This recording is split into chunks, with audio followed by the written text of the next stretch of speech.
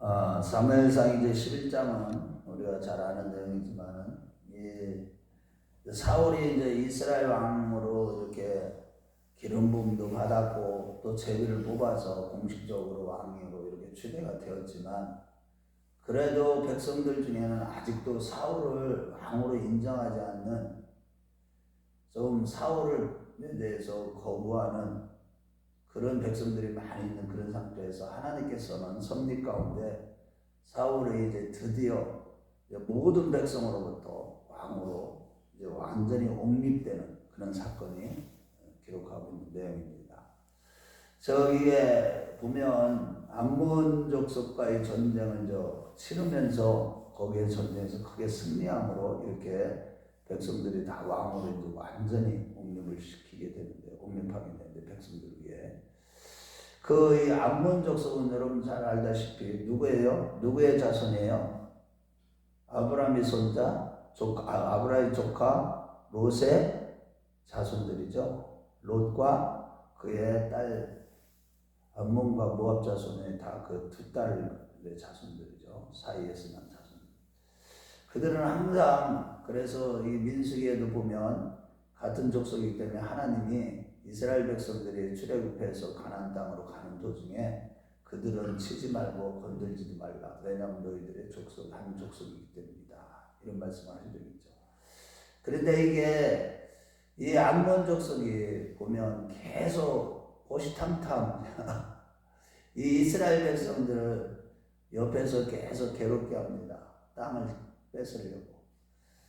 그런데 그게 다윗 시대 때 이제 완전히 정복이 되죠.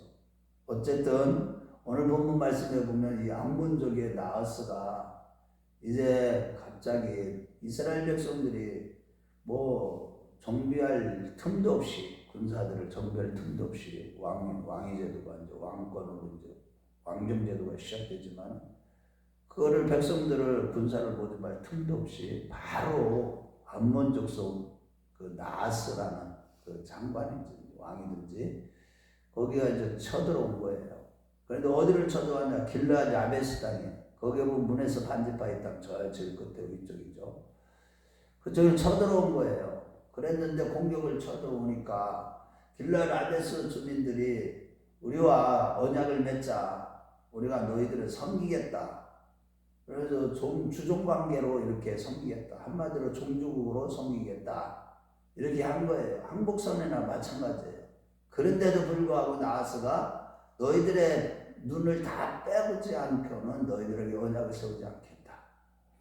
야베스 주민들의 눈을 다 빼지 않고는 언약을 세우지 않겠다 하면서 그러니까 이제 이 길르앗 야베스 주민들이 이제 그러면 일주일 동안 시간을 주라. 우리 전령들에게 보내서 우리를 도울 자가 없으면 너희들에게 우리가 나아가리라. 항복하리라. 완전히 이런 얘기를 한 거예요.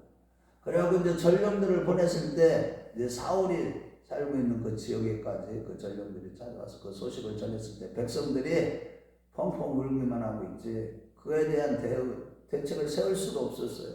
왜냐하면 이때까지 항상 이 전쟁에 나가면 전쟁에 진다는 거 뻔한 것을 자기들이 다 알고 있었기 때문에 그 소식을 이제 물어본 거예요. 사람들이 왜 울고 있느냐, 사울이.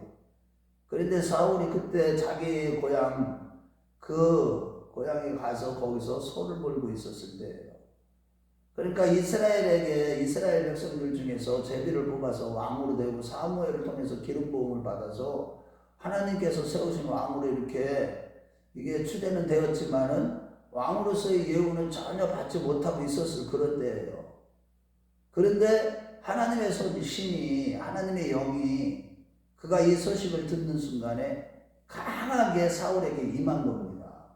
그래서 그 한 결의의 소를 잡아갖고 각을 떠가지고 이스라엘 12지파에 다 보내면서 너희들이 전쟁에 참여하지 않으면 너희들의 소도 다 이렇게 될 것이다. 일종의 경고의 이 메시지를 다 보낸 겁니다. 그러자 이스라엘 백성들이 전부 다 모집했는데 군사로 모집된 인원이 33만 명이나 됩니다. 11지파에서 30만 명, 30만 명, 또 유다지파에서 3만 명 해갖고 33만 명이 됩니다. 그러고 나서 이렇게 모인 걸 보고 나서 이 사울이 어디로 갑니까? 어디로 가는 게 아니라 길르앗 야베스 백성들에게 이제 전령을 보내서 내일 이제 낮에 되면 너희들을 구원하리라. 그러니까 이제 야베스 주민들은 너무나 기뻐하면서 당신들이 하고 싶은 대로 다 행하시라고 그랬죠. 그래가지고 이제 사울이 이제 그날 새벽에 아침 일찍 가서 이 암몬족의 진영으로 들어가서 아침부터 이 낮 시간까지 전쟁을 하면서 이스라엘을 다 암몬족 속을 다 진멸시켜 버립니다. 그러고 나니까 이스라엘 백성들이 그냥 그때부터 이제 백성들이 전부 다 이제 왕으로서 다시 한번 옹립을 하게 되는데, 그러면서 이스라엘 그 중에서 사울이 왕이 되는 것에 대해서 비아냥거렸던 왕이 되는 것을 반대했던 그 무리들을 잡아 죽이자고 막 백성들이 막 그런 소리가 나오고. 그런데 그때 사울은 뭐라고 그러냐면, 하나님께서 이스라엘을 구원하니 좋은 날에 사람을 죽일 수가 없다. 그렇게 하지 말아라. 그러고 나서 이제 이 소식을 이제 함께 다 보았던 이제 사무엘이 우리 다 같이 길갈로 가자.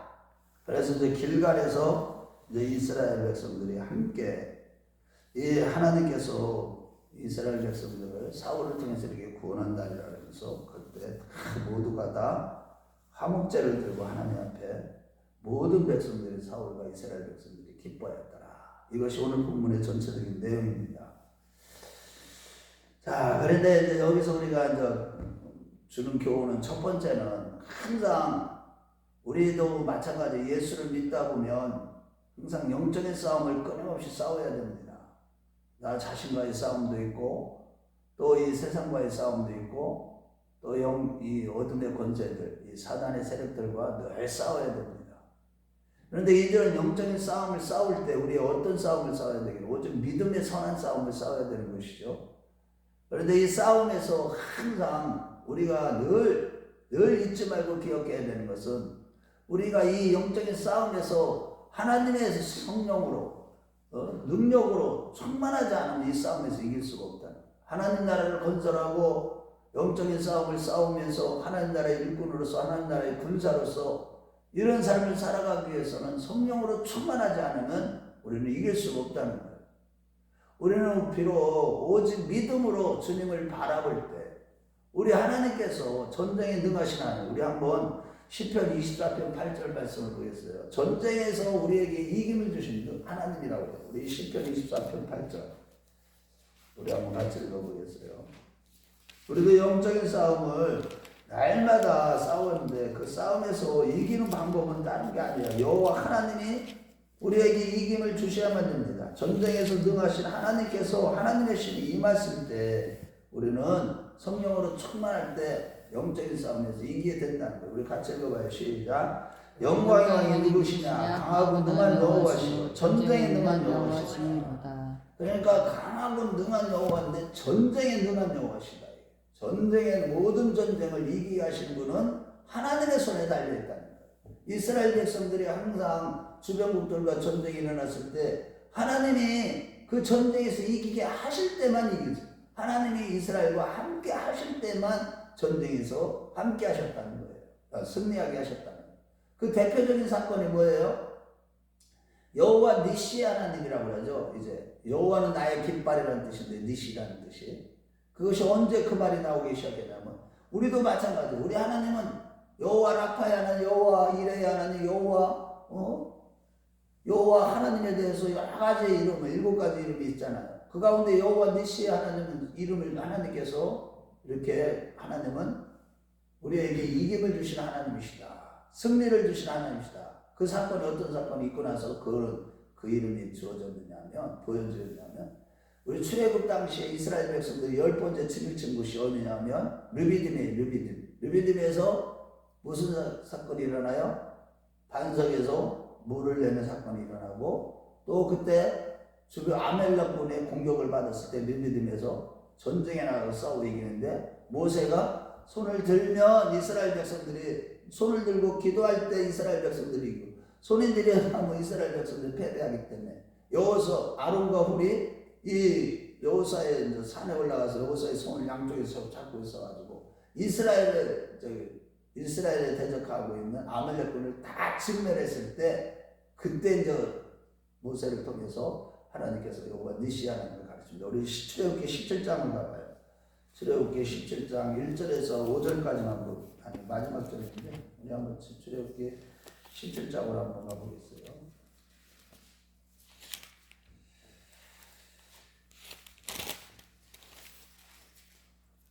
출애굽기 17장 12절부터 16절까지 같이 읽어봐요. 시작.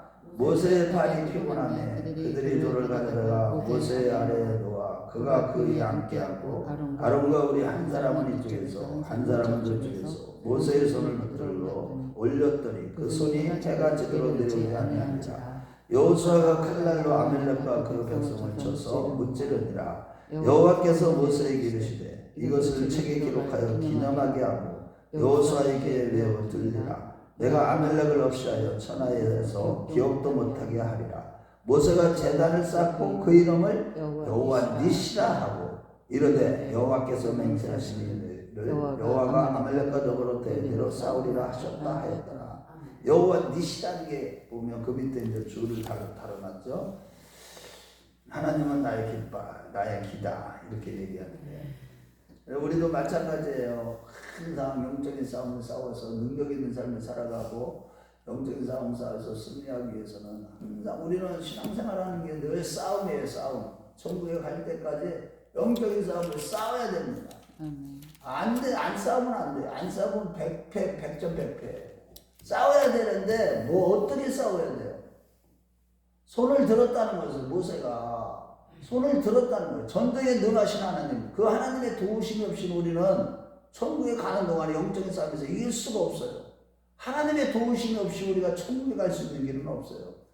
매매 순간마다 우리는 영적인 싸움을 싸워야 돼요. 우리 원수 사단 마귀는요 아주 이 굶주린 사자처럼 산길차를 찾고 있고 기회만 보이면 여지없이 우리의 생각과 마음, 우리 삶 가운데 침투에 들어가서 우리로 하여금 하나님 앞에 범죄하게 만들고 우리로 하여금 넘어지고 쓰러지게 만들기 때문에 어찌하든지 우리를 넘어뜨려서 지옥으로 끌고 가고자 하는 이 사단 마귀의 역사가 날마다 있고 그런데다가 우리 자신이요 항상 믿음의 선한 싸움을 싸울 때 항상 자아를 우리가 쳐서 그리스도께 복종시켜야 되는데 이 자아가 깨어지지 않고는 내가 죽지 않고는 천국에 들어갈 수 없어요. 성경은 전체적으로 얘기하는 게 뭐예요? 네가 죽으면 내가 구원하리라. 이거예요. 사실은 십자가의 도가 바로 그거예요. 우리 신앙생활은 뭐 어떻게 하는 거예요? 이런 맥락에서 볼 때 영적인 싸움을 싸운다? 내가 죽는 싸움이에요. 내가 죽는 싸움. 이게 제일 어려워요. 사단 마귀하고 싸움보다도 나를 죽이는 싸움. 나를 죽여서 내 안에 그리스도로 충만하고 말씀으로 충만하고 예수로 충만하고 믿음으로 충만할 때 하나님의 의가 덧입혀서 세마포옷이 깨끗한 가운데서 우리가 천국에 들어가는 거예요. 의의 옷을 입고 천국에 들어가는 겁니다. 그러니까 우리가 신앙생활하면서 항상 기억해야 되는 게 영적인 싸움을 싸워야 되는데 나를 쳐서 그리스도께 복종시키고 나를 깨뜨리고 나를 부인하고 나를 부정할 수 있는 방법은 없어요. 한 가지뿐이 없어요. 오직 성령님의 도우심이 없이는 우리는 천국의 도로 들어갈 수가 없어요. 거룩한 삶을 살아갈 수가 없다는 뜻이에요. 내가 변화되질 않는다는 거예요. 스스로 변화될 수가 없다는 거예요. 그래서 말씀과 기도로 날마다 충만하고 성령의 능력을 받아서 우리는 내 자신과 싸워서 이겨야 되고 사단과 싸워서 이겨야 되고 이 세상과 싸워서 이겨야 되는 겁니다. 조금도 타협할 수가 없는 거예요. 이기는 자에게는 내가 생명의 멸류관을 씌워주리라. 흰돌을 주리라. 이기는 자에게는 새 이름을 주리라. 이기는 자에게는 뭐를 줘요? 생명나무의 과실을 먹게 하리라. 요한계시록 2장부터 3장까지 계속 그 말씀을 하십니다. 이기는 자에게만 하나님께서 천국을 들어갈 수 있게 해주신다. 그런데 이기는 방법은 여호와의 신에 항상 우리가 감동되고 전쟁에 능하신 여호와의 신, 그 신에 참 감동됐다. 다른 말로 얘기하면 성령의 능력으로 늘 말씀과 기도를 통해서 부어주시는 성령의 능력으로만 이 사단 마귀를 깨뜨려서 이기고 내 자신을 쳐서 그렇게 복종시키며 나를 부정하면서 정말로 생명의 길, 변화영생의 길을 걸어가게 되는 겁니다. 그래서 오늘 이 사울을 통해서 하나님께서 이렇게 전쟁에 이기게 하신 것은 우리 6절 말씀 한 가지인데 우리 같이 읽어봐요. 결론적으로. 자, 시작. 사울이 이 말을 들을 때에 하나님의 영에게 크게 감동되네. 그의 노가 크게 일어나. 이게 거룩한 분노가 일어나는 거예요. 여러분들이 이게 바로 거룩한 분노예요. 사단의 역사를 보고도 그냥 이 거룩한 분노가 일어나지 않는다는, 우리 가정의 역사는 이 사단의 역사, 내 안에서 역사는 이 더러운 귀신들의 역사 때문에 거룩한 분노가 일어나면요 기도하지 않을 수 없어요. 이 사단과 대적하지 않을 수 없다고요. 저도요 어젯밤에도요 엄청나게 싸웠어요. 영적으로. 기도를 조금만 쉬더라도, 인간적인 생각을 조금만 하더라도요 여지없이 이 귀신은 차고 들어오는 거예요. 눈에 보이는 대로 우리가 살아가다 보면요 패배하는 거예요. 믿음으로만 살아가야 되지 승리할 수가 있는데, 오직 믿음이 온 세상을 이기는 거예요. 그 방법은 뭐예요? 믿음은 오직 예수 그리스도예요. 그것은 바로 뭐예요? 우리 안에 그분의 성령으로 충만한 것을 얘기하는 거예요. 믿음으로 산다는 것을. 그래서 요한일서 5장 4절을 한번 가보겠어요. 요한일서 5장 4절 한 점 보고서 오늘 마치겠습니다.